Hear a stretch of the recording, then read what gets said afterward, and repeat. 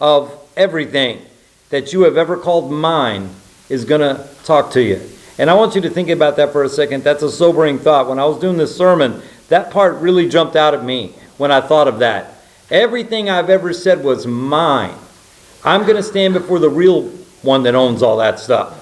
And he's going to demand an accounting.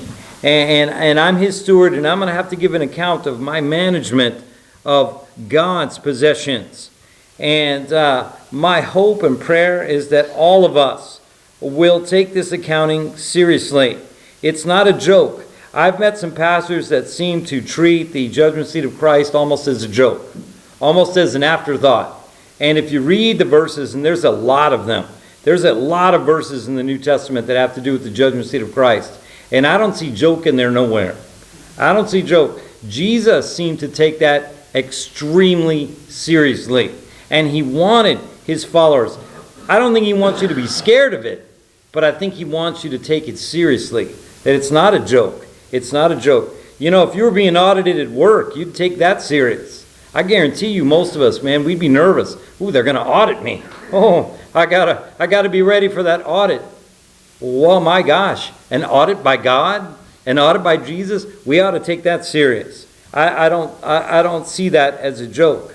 And what you want is to hear these words. It says, his master replied, well done, good and faithful servant. You've been faithful with a few things. I'll put you in charge of many things. Come and share your master's happiness. That's what we all want to hear. And the way we're going to hear that, you want to hear well done, well, then you got to be a good steward. I don't think God's going to lie to you. I don't think God's going to let us slough off and then when we get there say, oh, well done. You know, I don't know what he's going to say, but it won't be well done. He's only going to tell you well done if you did well. And then you get to hear well done. So I just encourage all of us to take this seriously. This morning, we've been talking about how we're going to give an account as stewards. And I want to emphasize that's only believers. Non-believers will have a different experience.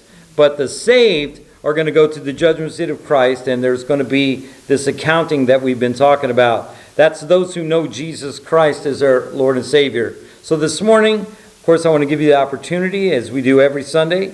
If you've never received Jesus Christ as your Lord and Savior, if you're not certain where you would spend eternity if you were to die today, I would invite you to come forward and you can settle that question once and for all.